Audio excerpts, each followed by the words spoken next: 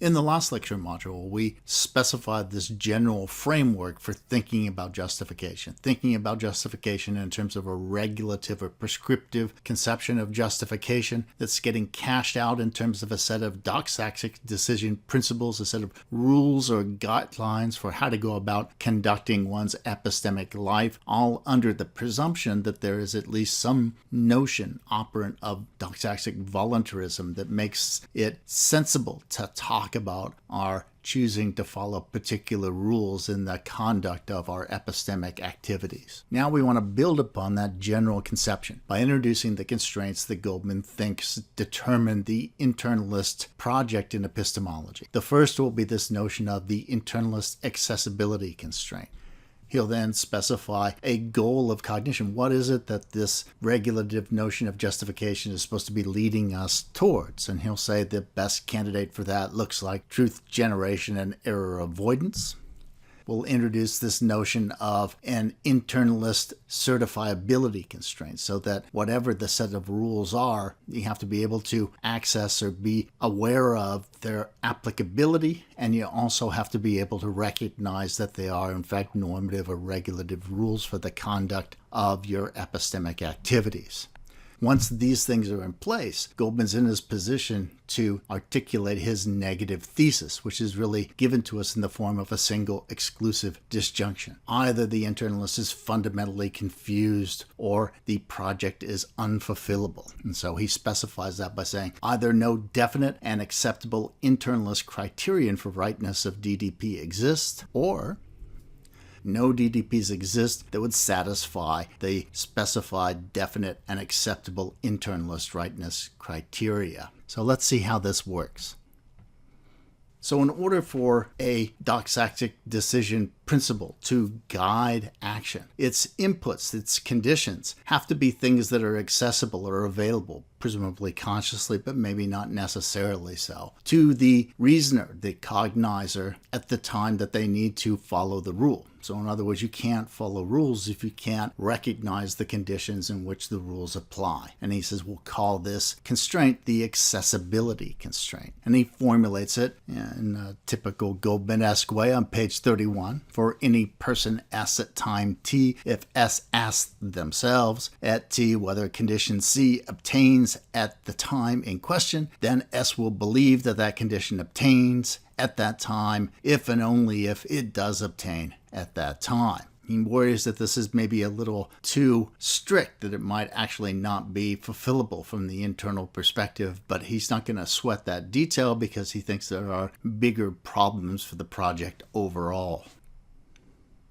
So he says, given this accessibility constraint, there are a bunch of doxastic decision principles that get ruled out right off. One class of them is the set of principles that involve logical implication. So he says, for example, if you are justified in believing Q and Q logically implies P, then believe P. He says this couldn't be one of these DDPs from the internalist perspective, precisely because the problem is applying the conditions. That is, knowing when to apply this rule. He says, look, we know when we believe Q probably, but the relationship between Q and P, that implication relationship, is one that we don't know sort of in general, and we only know it sometimes. And so as a result, this rule won't work, he claims. Similarly, he rules out things involving cognitive ancestry as DDPs because we may misremember or not know a belief's cognitive ancestry. And he then says, in general, what we're probably going to be restricting ourselves to in terms of the conditions, the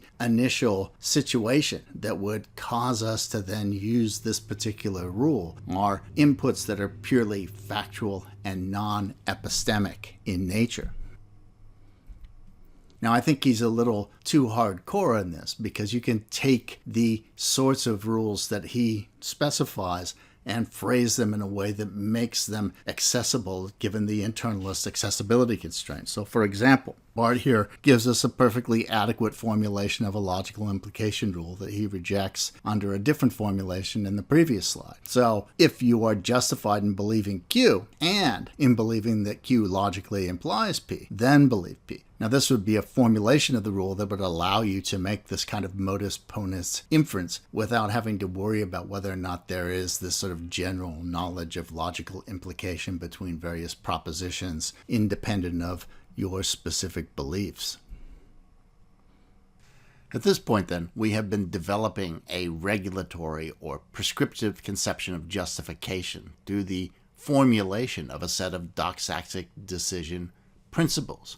We've begun to specify some of the constraints that would dictate what principles are part of this conception. That is, what are the right doxastic decision principles. In the last slide, we introduced the first constraint, namely of accessibility, the idea that these principles must have conditions for their application which are accessible to the reasoner, so that the reasoner can determine from this internal perspective whether or not a particular doxastic decision principle applies in that particular case. In this slide, we're turning our attention to the goal. What is it that this set of principles is supposed to be guiding us towards? Justified beliefs, yes, but justified beliefs in relationship to what overall goal of cognition? Alvin says he thinks that both he and the internalist share the same general conception of the goal of cognition. It's some combination of forming true beliefs and avoiding error or false beliefs. Now, it's in relationship to this goal of cognition that Alvin introduces the most significant constraint, the constraint that will play the largest role in his criticism and rejection of the internalist project, namely the constraint that the doxastic decision principles, in order to be right, in order to articulate this regulatory goal of justification, must be certifiable from within. Now, what does that mean? It means that they have to be rules such that they actually help you to achieve the goal of cognition, to form true beliefs and avoid error. But that has to be certifiable. That objective fact has to be certifiable from within the subjective perspective. It isn't enough that it's true of these rules. You have to be able to certify from within the internalist perspective that, in fact, it does apply. Now, I think Alvin also includes a little more in this notion of certifiable. I think he includes the notion that the rules have to be discoverable and they have to be capable of being used from within the internalist first-person subjective perspective as well. At this point, having introduced the goal of cognition and the certifiability constraint, as well as the accessibility constraint, Alvin feels he has adequately outlined what he understands the internalist project to be, and he's in a position to state his negative thesis, his rejection and criticism of that project. Indeed, he finds this project to be fundamentally confused or unfulfillable. So on page 33, he tells us that there is no definite and acceptable set of conditions that articulate the vague idea of the internalist as given in the preliminaries. Or, although such a definite set of conditions can be specified, there is nothing, no set of DDPs, doxastic decision principles, or rule of justification that meets these conditions. In the next lecture module, we'll turn our attention to Alvin's argument to establish this negative thesis.